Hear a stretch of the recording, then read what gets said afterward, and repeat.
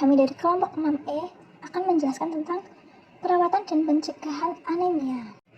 Anggota kelompok kami yaitu Sania dengan NIM akhir 281, Nurul dengan NIM akhir 282, Cika dengan NIM akhir 283, Amelia dengan NIM akhir 284, dan Zahra dengan NIM akhir 285. Nah, langsung saja kita ke pencegahan dan perawatan anemia. Yang pertama yaitu pengertian. Anemia adalah suatu gangguan kekurangan sel darah merah, sedangkan sel darah merah berfungsi untuk membawa oksigen ke seluruh organ tubuh. Dan apabila sel darah merah dalam tubuh rendah, maka jumlah oksigen dalam tubuh juga rendah. Gejala anemia disebabkan oleh kurangnya kadar oksigen yang mengalir ke jaringan dan organ tubuh. Sebab hemoglobin sendiri suatu protein kaya zat besi dalam sel darah merah yang membawa oksigen dari paru-paru ke seluruh tubuh. Selain itu, hemoglobin juga membawa sel darah merah yang jenuh dengan karbon dioksida kembali ke paru-paru yang dikeluarkan. Anemia merupakan suatu kondisi di mana jumlah sel darah merah atau eritrosit dan kapasitas oksigen tidak dapat mencukupi kebutuhan fisiologis tubuh. Seseorang mengalami anemia apabila adanya suatu penurunan kadar hemoglobinnya. Selanjutnya mari kita bahas etiologi atau penyebabnya. Yang pertama ada defisiensi zat gizi atau rendahnya asupan zat gizi baik hewani dan nabati yang merupakan pangan sumber zat besi yang berperan penting untuk pembukaan hemoglobin. Yang kedua ada perdarahan karena trauma, perdarahan karena pasca persalinan, dan perdarahan karena menstruasi yang lama. Lalu ada hemolitik, perdarahan pada pasien malaria, perdarahan pada pasien thalassemia. Yang keempat ada zat besi yang masuk melalui makanan tidak mencukupi kebutuhan, dan yang kelima meningkatnya kebutuhan tubuh akan zat besi, terutama ibu hamil. Selanjutnya kita akan membahas apa sih faktor dan risiko anemia itu. Yang pertama, ada genetik dan riwayat keluarga. Riwayat keluarga merupakan faktor risiko untuk anemia yang disebabkan oleh genetik. Misalnya sickle cell anemia, thalassemia, atau Fanconi anemia. Yang kedua, ada nutrisi pola makan yang kurang zat penting bagi sel darah merah seperti zat besi, vitamin B12, dan asam folat. Lalu ada menstruasi yang diakibatkan karena kekurangan zat besi dan kehilangan darah. Selanjutnya ada pendarahan akibat tukak lambung, tukak pektik, dan infeksi parasit pada saluran cerna. Lalu kehamilan yang diakibatkan karena kekurangan zat besi dan nutrisi yang tidak cukup dalam tubuh. Lalu ada juga penyakit kronis seperti kanker, gagal ginjal, dan tukak dapat meningkatkan risiko anemia. Klasifikasi. Menurut Handayani ada 4 macam.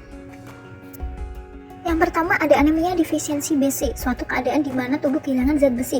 Pengurangan zat besi dalam tubuh terjadi akibat masalahnya penyerapan, penyalahgunaan, atau ekspresi kelebihan zat besi tanpa zat besi yang cukup. Tubuh tidak dapat memproduksi cukup hemoglobin untuk mengalirkan ke seluruh jaringan. Yang kedua ada anemia hipoplastik, disebabkan oleh sumsum tulang, ia tidak dapat memproduksi sel darah baru. Lalu yang ketiga ada anemia megaloblastik, disebabkan karena kekurangan vitamin B9 dan vitamin B12. Lalu yang keempat ada anemia hemolitik, disebabkan karena sel darah merah itu dihancurkan lebih cepat daripada yang diproduksi. Selanjutnya manifestasi klinik.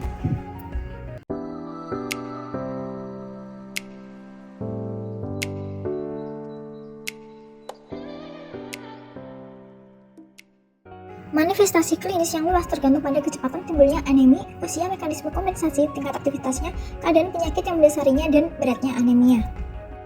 Secara umum gejala anemia adalah HB yang menurun, penurunan berat badan, takikardia, dan mudah lelah. Berikutnya komplikasi dari anemia. Yang pertama ada perkembangan otot buruk, yang kedua kemampuan memperoleh informasi yang didengar menurun, yang ketiga interaksi sosial menurun, dan yang keempat daya konsentrasi menurun. Kamu pasti bertanya-tanya bagaimana caranya agar terhindar dari anemia. Berikutnya adalah pencegahan anemia. Yang pertama pencegahan primer meliputi edukasi atau penyuluhan dari petugas kesehatan, lalu suplemen Fe dengan memelihara keseimbangan Fe-nya. Yang kedua pencegahan sekunder lebih ditujukan pada kegiatan screening kesehatan dan deteksi untuk menemukan status patogenik. Nah, yang dilakukan oleh tenaga kesehatan adalah dengan pemberian terapi dan tablet Fe, lalu screening. Screening itu merupakan pemeriksaan kesehatan untuk mengetahui apakah seseorang berisiko lebih tinggi mengalami suatu masalah kesehatan. Yang terakhir ada pencegahan tersier, contohnya pada ibu hamil dengan memeriksa ulang secara teratur kadar hemoglobinnya dan mengeliminasi faktor risiko seperti kebutuhan nutrisinya. Nah, bagaimana sih penata laksanaannya? Berikut beberapa pengobatan untuk anemia. Yang pertama ada farmakologi, transfusi, transplantasi sumsum tulang dan stem cell, terapi nutrisi dan pertimbangan pola makanan seperti protein, vitamin A, vitamin C, zat besi, asam folat, dan lain-lain. Dan yang terakhir ada cara perawatan anemia. Nah, yang pertama dengan suplemen gizi seperti zat besi, vitamin B12, dan asam folat. Lalu transfusi darah, Dan yang ketiga, terapi obat lainnya seperti eritropoietin dan kortikosteroid atau obat imunosupresan. Lalu yang keempat, ada perubahan pola makan dengan meningkatkan konsumsi makanan kaya zat besi seperti daging merah, hati, sayuran hijau, dan lainnya. Lalu pencegahan dan edukasi, penting untuk berkonsultasi dengan tenaga medis profesional. Sekian video dari kami, bye-bye.